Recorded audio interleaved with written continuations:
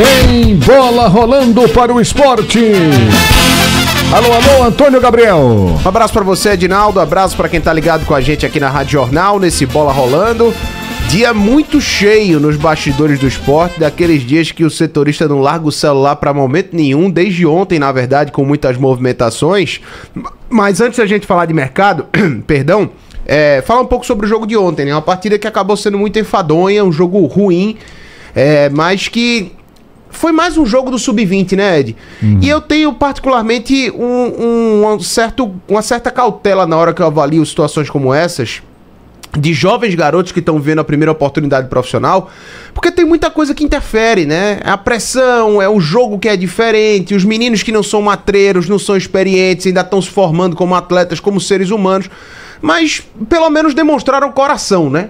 Foram atrás do empate, pressionaram bastante, criaram chances para virar a partida, não conseguiram, e foi mais um empate do Sport no Campeonato Pernambucano, esse de ontem, contra o Decisão. E só um detalhe, viu, Ed? Eu vi um vídeo hoje de um ângulo diferente do gol do Decisão, né? A Federação Pernambucana postou no Instagram esse vídeo, esse ângulo, e antes eu tava na dúvida, e agora por esse ângulo eu tive quase que convicção de que não foi gol, que a bola não ultrapassa a linha. Eu vou mostrar a imagem aqui pra você, mas eu tive convicção de que a bola não ultrapassa a linha.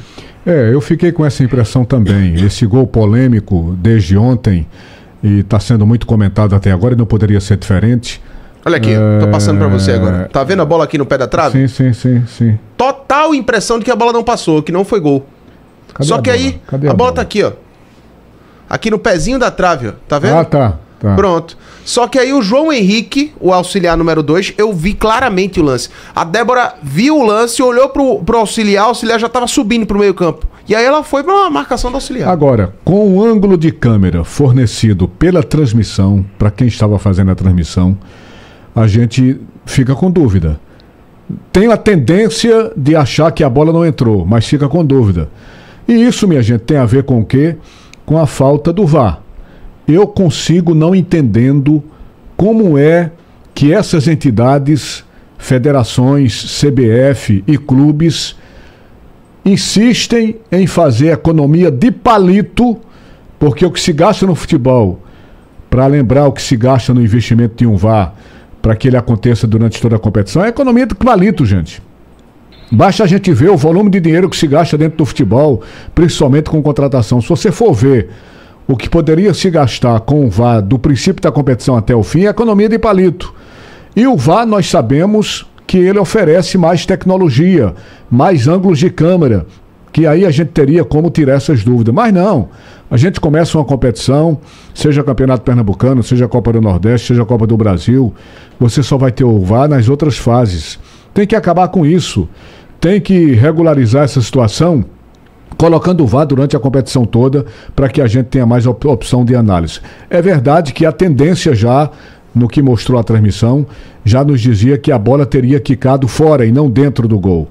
Mas isso cria confusão, cria polêmica, como criou na partida de ontem, né?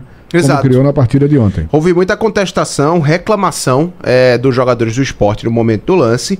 Eu tive total impressão de que não foi gol, mas eu tava muito distante, né? Eu tava na barra oposta, né? No ataque do Sport. E o Igor Moura acabou confirmando isso também, na sensação dele, né? Vendo pela televisão. E agora vendo por esse ângulo de câmera fornecido pela Federação no Instagram, que eu tive mais convicção ainda de que não foi aí gol. ficou um pouco mais claro. Mas essa clareza a gente não teve ontem. Isso. Ficou aquela dúvida no ar. A tendência de realmente a bola ter quicado fora, mas a gente precisava de mais ângulos de câmera, de mais tecnologia. A tecnologia é tão necessária no futebol dos tempos atuais, e você joga a tecnologia fora para economizar palitos. É isso que está acontecendo no nosso futebol, lamentavelmente. Agora, sobre o jogo, você tem razão, o jogo não foi bom. Achei que o primeiro tempo teve um certo equilíbrio, mas a garotada foi muito afobada, faltou tranquilidade e sobrou afobação.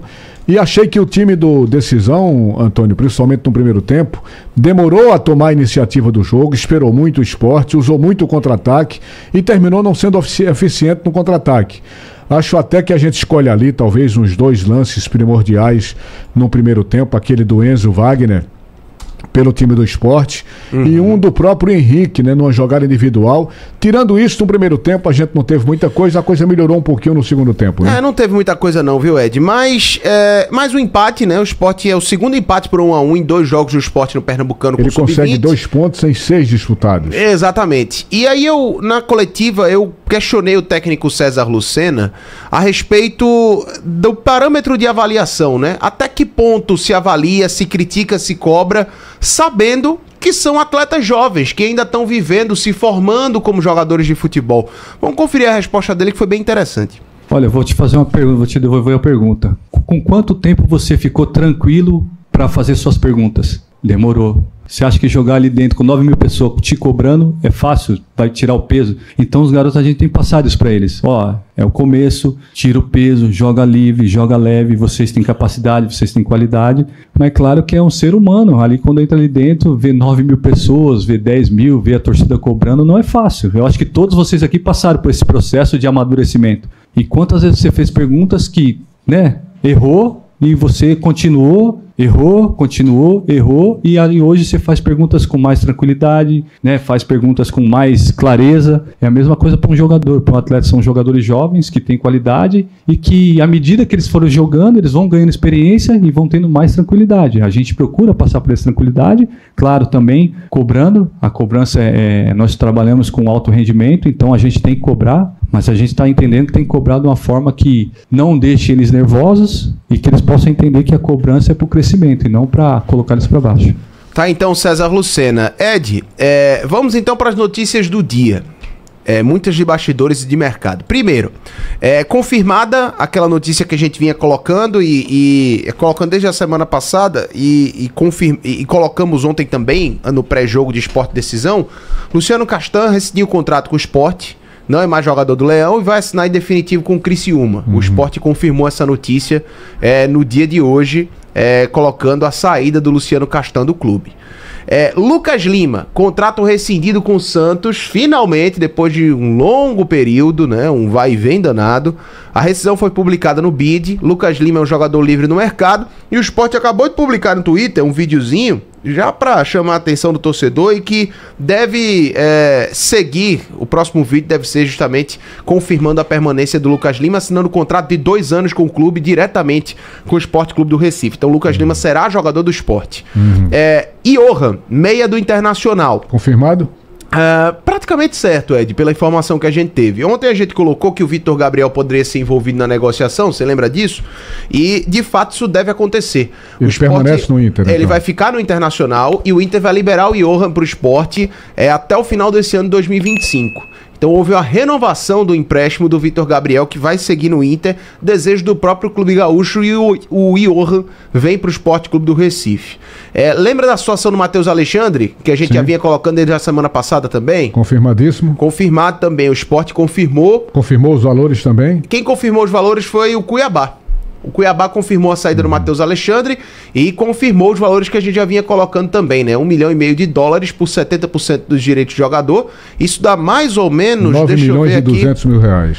Deixa eu ver na cotação atual, pra gente não... também não... Se mudar é pouca coisa disso. Se mudar é pouca coisa. Deixa eu ver aqui, $1,5 milhão. Deixa eu botar 1,5. 9 milhões cravado. 9 milhões de reais. E... o Sport anunciou, inclusive, o Matheus Alexandre, então, é mais um reforço confirmado. E a informação que a gente tem mais recente é que o Rodrigo Atêncio... Meio campista argentino.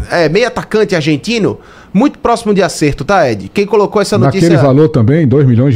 Isso. Quem colocou essa notícia hoje à tarde foi o Reman Garcia Grova, que é um jornalista muito respeitado na América do Sul, da TIC Sports de Buenos Aires, e a gente confirmou essa notícia também, né? Que o Sport já tá... Inclusive, o contrato, tudo deve ser assinado no máximo até amanhã. E nesse caso não é 70%, como foi o caso do Matheus Alexandre. É 80%. 80%. O Sport comprando o Rodrigo Atêncio junto ao Independiente da Argentina. 2 milhões de dólares em torno de 12 milhões de reais. Exatamente, 12 milhões de reais, mais ou menos isso. Aquilo que a gente comentava ontem, né? Eu fiz questão de lembrar ontem que aquela perspectiva do Sport gastar em investimento para reforçar o time, para não correr riscos, que era em torno de 20 milhões, realmente não dá mais, porque só em 2 contratações esse valor foi ultrapassado, né? 12 milhões de um lado e 9 milhões de outro lado. Perfeito.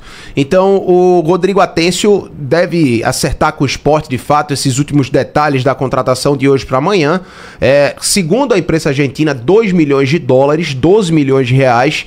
Confirmado esse valor, o Sport já gastaria nessa janela 21 milhões, né? Somando os 9 do Matheus Alexandre com os 12 do Rodrigo Atencio, Ed. Ok, então são muitas as informações. O Sport começando a dar aquela disparada nas contratações ante a proximidade, né, que já é muito grande do início do Campeonato Brasileiro e também da Copa do Nordeste. Exato, então só confirmando, né? Nomes anunciados pelo Sport, contratações confirmadas pelo clube: Gustavo Maia, Hereda, Gonçalo Paciência, Antônio Carlos e Matheus Alexandre. Faltando anunciar Johan e Rodrigo Atencio, e deve ser anunciada ainda hoje a permanência do Lucas Lima. Então, a janela do Sport, quem sabe até o meio da semana que vem, no máximo, até o final dessa semana, pode sair de 5 atletas para 7, sem contar com a permanência do Lucas Lima. Uhum. E ainda saiu a especulação ontem da possibilidade da contratação do ex-jogador do Botafogo, Oscar Romero, né? Isso, essa é uma informação que a gente ainda tá correndo, viu, Ed? Os empresários do Oscar Romero são paraguaios, então a gente tá conversando com alguns colegas da imprensa sul-americana para buscar os contatos, mas ainda estamos correndo atrás dessa informação, viu, Ed? E ele não vai ficar no Botafogo, né? Não deve ficar no Botafogo, não deve ficar no Botafogo. Essa é a informação que circula no Rio. Ok? Ok.